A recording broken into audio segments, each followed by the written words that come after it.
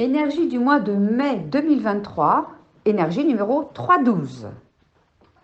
Après avoir traversé ce mois d'avril 2023, qui je vous le répète était un mois 11, c'est-à-dire un mois riche en vibrations, en senti, en ressenti, en intuition, mois de dualité, mois de sentiments, où il y avait beaucoup d'interactions dans le domaine affectif.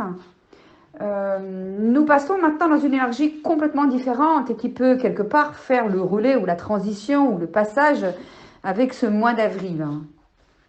Ce que nous avons pu travailler à l'intérieur de nous concernant notre propre relation avec nous-mêmes, en miroir à la qualité de la relation que nous entretenons avec les autres, va nous permettre avec ce mois de mai, qui, je vous le rappelle, est symbolisé sous le signe du taureau, va nous permettre d'aller vivre à l'extérieur ce que nous avons gentiment travaillé à l'intérieur le mois précédent. Donc c'est un mois qui va parler de transmission, de communication, de relations, de partage, mais aussi de créativité. Allons d'abord un petit peu voir le signe du taureau. Personnellement, c'est un signe que j'affectionne beaucoup. D'une part parce que je suis aussi ascendant taureau, en étant native du cancer, comme beaucoup le savent déjà. Et le taureau, je vais vous en parler en connaissance de cause, parce que c'est pas simplement parce que je le connais mentalement, c'est parce que je le vibre, émotionnellement, physiquement, et même spirituellement. Hein. Alors, le signe du taureau, il est beaucoup axé sur la famille. Donc déjà, on met le doigt sur le contact relationnel, les partages, la communication, les échanges que nous allons avoir particulièrement avec notre famille, avec nos proches, mais aussi avec notre famille d'âme. Parce que la famille, généralement, on commence toujours par notre famille au niveau biologique, mais nous avons une famille qui est tout aussi importante, si ce n'est pas plus importante quelque part. C'est la famille d'âme et c'est notre famille cosmique. C'est tous nos frères et nos sœurs de l'humanité qui sont en vérité notre grande et véritable famille. Et pas c'est pas la famille simplement au sens égotique, au sens personnel. C'est une famille beaucoup plus vaste. Et donc nous allons servir au départ évidemment de notre famille proche, de notre conjoint si nous en avons, de nos parents s'ils sont toujours en vie ou si nous avons toujours des liens ou des relations avec eux, de nos enfants et de tous les autres membres de notre famille, pour commencer à travailler cette communication, cette transmission, ce partage, cet échange de vie.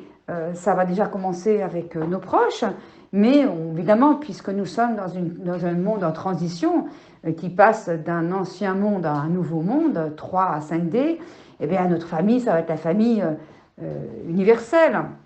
Et donc, ce mois de mai, basé sous le signe du taureau, eh bien, va parler aussi de va parler de vérité, va parler de lien avec la nature, de lien avec la générosité envers les petits-enfants, les personnes âgées, les animaux, la terre.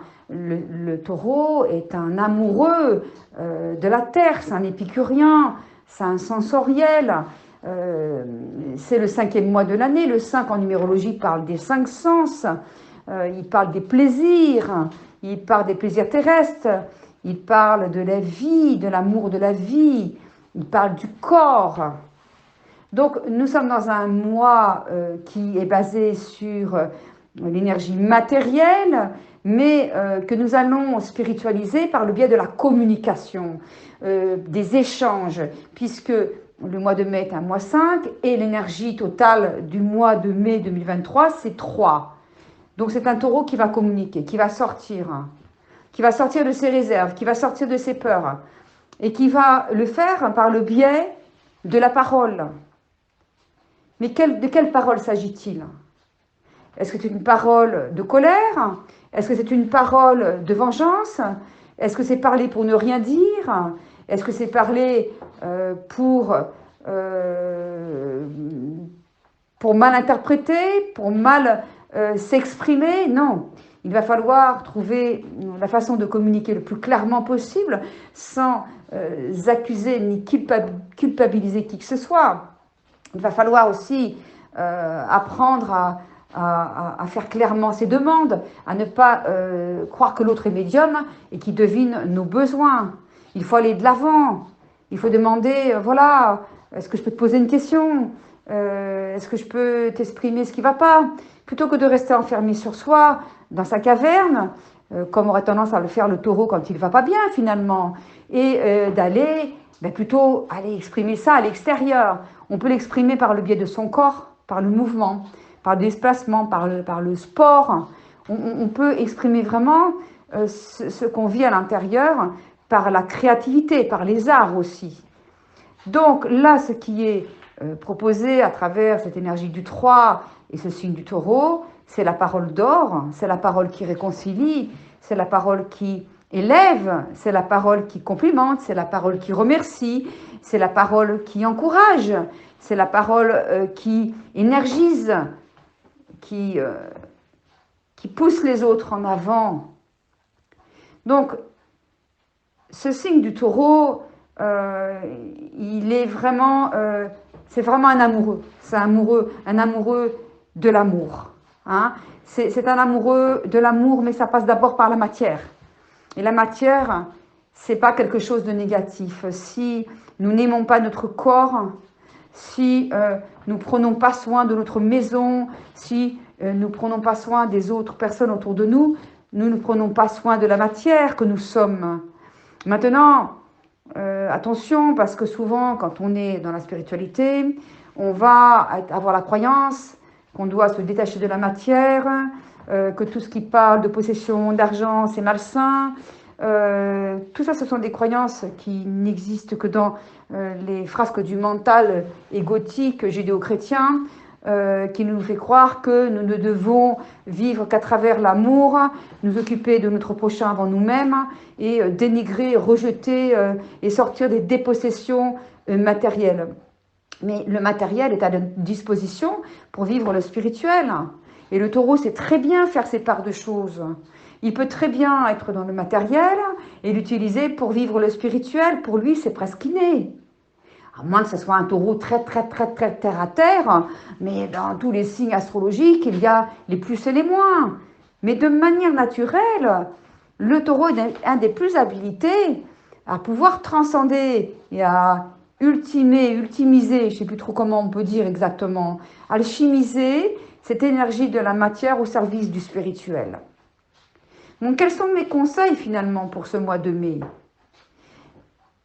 Communiquer, si possible, sans accuser ou culpabiliser les autres. Communiquer pour placer les choses, pour expliquer, pour poser des questions, pour demander des éclaircissements, pour exprimer ce qui ne va pas, mais avec un ton neutre, pas d'accusation ni de soi ni des autres. Puis lorsque vous êtes dans l'émotion, exprimez tout simplement, exprimez comment vous vous sentez, quels sont vos besoins, quelle peur vous vivez, quelle peur vous ressentez. Parlez de vous, dites-moi, je vis ça par rapport à ce qui s'est passé entre nous, ça m'a fait vivre ça, j'ai peur de ça, plutôt que oui, c'est de ta faute. Vous voyez, c'est très important là dans ce mois de mai qui est un mois 3-12. Le 12 qui est dans la lame du tarot, la lame du pendu. Hein, elle parle de sacrifice, mais de sacrifice de quoi? De son ego, au service de l'amour. Hein. Donc on sort de ce sacrifice de ne pas s'exprimer, de dire les autres doivent parler plus que moi, je ne suis pas digne de m'exprimer, je n'ai pas de la valeur de la parole. Il faut sortir de ça et dépendre de son cou la corde qui étreint notre parole et notre gorge. Attention au timbre de votre voix aussi. Souvent, la qualité de notre voix en dit long sur la réalité de nos paroles. On peut dire des choses très aimables et très gentilles à quelqu'un avec un ton sec et dur, ou on peut accuser quelqu'un d'un méfait, mais en ayant une violence et une colère énorme dans la voix qui va augmenter, disproportionner la réalité des choses. Donc attention que le timbre de votre voix ne soit pas agressif ou accusateur. C'est très important, sinon, c'est pas trop ce que vous allez dire que votre interlocuteur va retenir. C'est le timbre de la voix avec lequel vous le dites, qui va l'impacter, et pas ce que vous dites finalement. Travaillez aussi sur votre respiration. Régulez le rythme de votre respiration. Si vous voulez savoir comment vous respirez, notez le tempo des battements de votre cœur. Si vous avez un cœur qui respire doucement, vous savez que votre respiration est en miroir. Et si votre respiration est lente, vous n'êtes forcément pas dans l'émotion, mais dans le moment présent. Donc, dès qu'on n'est pas dans le moment présent, qu'on est soit dans le passé, soit dans le futur, on a forcément une activité mentale qui augmente en rapidité. Il y a un flot de pensées plus nombreuses, plus rapides qui se succèdent. Et on est obligatoirement, on bouscule notre système nerveux. Il y a un petit déclenchement d'adrénaline dans les glandes surrénales et ça va un petit peu souiller un peu la qualité de notre sang et qui va avoir pour fonction, effectivement, via le système nerveux, d'accélérer les battements du cœur et de rétrécir la respiration. Donc, on va avoir une respiration abdominale. Et dans ce cas, il y a une solution, c'est de prendre conscience d'où va notre respiration dans notre corps. Et si c'est bloqué à l'inspire et à l'expire dans la région abdominale, on va la monter dans la région thoracique, sous-thoracique et thoracique. Et on va mentalement donner une injonction douce à notre respiration en lui demandant de monter jusqu'aux côtes et de les écarter, d'inspirer, écarter les côtes. La cage thoracique monte et se soulève légèrement. Et à l'inverse, en expirant tout doucement, vous laissez les côtes redescendre et se resserrer et descendre jusqu'au bas de votre ventre. Et si vous sentez que tout va bien, vous pouvez augmenter cette respiration en l'augmentant jusqu'à la région sous-claviculaire. Vous montez ces 3 étages de la respiration jusqu'à que vos clavicules se soulèvent légèrement et s'écartent. Et donc, ça va avoir pour effet forcément de remplir davantage vos poumons d'oxygène et de ralentir votre rythme cardiaque. Et à l'expiration, vous redescendez en pleine conscience doucement les 3 étages et vous faites ça à peu près une dizaine de fois. Donc, à partir du moment où vous respirez mieux, vous allez être plus dans le moment présent et vous allez avoir une qualité de voix impeccable et qui ne sera plus agressive ou accusatrice. Voilà. Prenez aussi plus souvent l'initiative de faire des sorties, de sortir de chez vous et de vous mettre en lien avec l'extérieur, avec des personnes à l'extérieur. Allez au restaurant, visiter des musées, sortez dans des animations conférences, des portes ouvertes, faites des pique-niques, allez au cinéma, au théâtre, allez voir des expositions, des parcs. Il y a des très jolis parcs, des fois même dans Paris, dans la région parisienne. Allez à des portes ouvertes. Pratiquez aussi des arts, chanter, danser, prenez des cours de chant, il y a les cours aussi de musicothérapie qui sont super, ou des mécanismes de la parole. Voilà, donc ça c'est des activités qui vont vous permettre de faire circuler vos énergies et ça va forcément améliorer la qualité de votre santé physique, mais aussi de la qualité morale et émotionnelle. Ne refusez pas les cadeaux qu'on pourrait vous offrir, car vous pourriez un peu offusquer celui qui le fait. Et souvent, quand on a des cadeaux qu'on reçoit, on dit non, tu n'aurais pas dû. Pourquoi il n'aurait pas dû? Vous ne le méritez pas? Il fait des cadeaux parce qu'il pense que vous le méritez. Si vous lui dites tu n'aurais pas dû, vous êtes en train de lui dire à quel point vous ne vous aimez pas. Et si vous faites ça souvent, vous verrez que les personnes qui entendent des personnes qui refusent toujours soit les compliments, soit les cadeaux, elles entendent vibratoirement que ces personnes ne s'aiment pas elles-mêmes. Et on n'a pas trop envie de fréquenter des personnes qui ne s'aiment pas, n'est-ce pas? Si vous avez une personne qui ne s'aime pas toute la journée auprès de vous, vous finirez par ne plus lui accorder d'attention. Donc, acceptez les cadeaux en sachant que celui qui vous les offre est heureux de vous les offrir. Et quand vous dites « tu n'aurais pas dû », sa joie, ça me nuise forcément. Apprenez aussi à dire merci lorsqu'on vous fait un compliment. Vous voyez, là, on va vraiment aller vers la parole, avec la qualité de la parole, avec la validation dans la parole, avec la reconnaissance par la parole. Nous sommes dans un mois 3, 12. Quand quelqu'un vous fait un compliment, c'est pareil, ne lui dites pas « mais tu sais, je ne le mérite pas, ça fait longtemps que je suis là » ou « tu sais, ma robe, tu la trouves belle, bah, tu sais, c'est une solde, je ne la mets pas souvent, je ne l'aime pas, mais bon, il faut bien que je la mette pour justifier que je l'ai achetée. » Vous voyez à quel point le merci, vous le rejetez. Quand quelqu'un vous dit « vous avez une belle robe », moi je trouve qu'elle est moche. Encore une fois, cette personne va dire « mais elle ne s'aime pas ». Puis elle va dire « mais pourquoi tu l'as achetée si tu la trouves moche et pourquoi tu penses mériter de porter une robe moche ?» Et la personne à qui vous dites pas merci du compliment, eh ben, elle va se sentir rejetée à son tour. Elle va se dire, mais finalement, quand je lui dis un merci, elle n'en veut pas, donc je me sens rejetée. Et cette personne aussi, à un moment donné, voyant que vous ne vous appréciez toujours pas, elle va s'éloigner encore une fois de vous. Pareil, hein, ça je dis souvent, quand une personne vous rend un service, vous rendez un service à quelqu'un, et cette personne, elle vous dit merci beaucoup pour le service, et vous lui dites de rien. Mais vous ne venez pas de rien faire, vous venez de lui rendre un service. Pourquoi vous dites de rien? Dites avec plaisir, tout l'honneur est pour moi. Vous voyez, c'est des petites choses qu'on n'apprend pas. Mais moi, partout où je vais, je suis toujours dans le merci, parce que pour moi, la gratitude, elle doit être donnée, distribuée, exprimée sans arrêt. Tout est une gratitude dans la vie. Je n'entends que des de rien.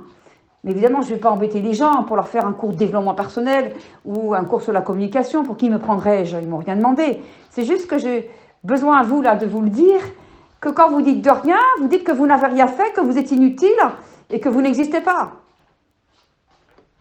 Utilisez aussi l'effet miroir lorsque vous vivez une émotion trop forte. Hein, et donnez-vous aussi d'être parfois le droit de ce que vous reprochez aux autres d'être. Et puis surtout, pour conclure, mes conseils pour le mois de mai, quelle que soit la situation que vous traversez, quelle que soit l'expérience que vous vivez, revenez le plus possible avec vous. Je sais que ce n'est pas facile. Moi-même, j'envie des situations où c'est difficile, où on a l'impression qu'on ne va pas y arriver, que tout est bloqué, que cette fois-ci, on n'aura pas la solution. Et puis on se dit beaucoup en ce moment, et j'entends beaucoup de personnes avec qui je travaille me dire ça. Ça fait tellement longtemps que je travaille sur moi. Comment est-ce possible d'entendre que je dois continuer? Je suis fatiguée de travailler sur moi, j'en ai marre de travailler sur moi. J'ai compris tout ça, je sais, mon enfant intérieur, je connais. Ça y est, je sais tout maintenant. Pourquoi je n'y arrive pas? Mais non, vous ne savez pas tout. Vous savez des choses, mais vous ne savez pas tout.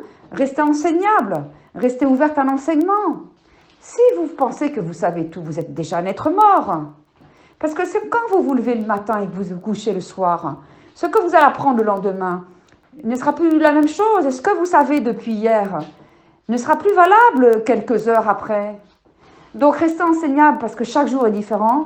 Et chaque jour que Dieu nous donne, appelez-le comme vous voulez, Dieu, l'univers, est un jour nouveau. Toutes les énergies de 5/10e dimension bougent très très vite. Avant, on pouvait peut-être avoir des énergies qui se ressemblaient plus ou moins, qui duraient longtemps. Mais là, à chaque minute, à chaque seconde, à chaque quart de seconde, tout évolue à une vitesse jamais vue. Donc, acceptez que chaque jour qui vient n'est pas le même et adaptez-vous en restant enseignable. Donc, quelle que soit la situation que vous traversez, revenez le plus souvent possible avec vous, remerciez, utilisez la gratitude d'être tous les matins quand vous vous levez encore en vie. Beaucoup d'autres sont morts depuis longtemps. Vous êtes encore là. Si vous êtes encore là, c'est que vous devez rester enseignable et c'est que vous devez être au service de l'univers, au service de l'amour inconditionnel qui nous unit tous et que vous devez vous perfectionner, continuer à travailler sur vous pour pouvoir être un modèle d'amour, d'inspiration pour les autres et peut-être aussi pour pouvoir les aider à votre tour. Donc il y a une qualité indéniable, indiscutable avec laquelle ce mois de mai devra être travaillé, c'est la plus importante, c'est que dans le signe du taureau avec un mois 3-12, on vous demande surtout de cultiver la joie. La joie, la joie, la joie, la joie d'être, la joie de vivre, la joie d'être encore en vie, la joie de pouvoir encore expérimenter, la joie d'avoir encore le moyen de vous pardonner, de vous aimer, de rayonner, de partager.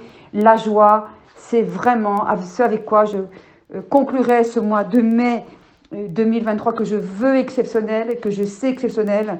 Et je vais donc vous quitter sur ces belles paroles.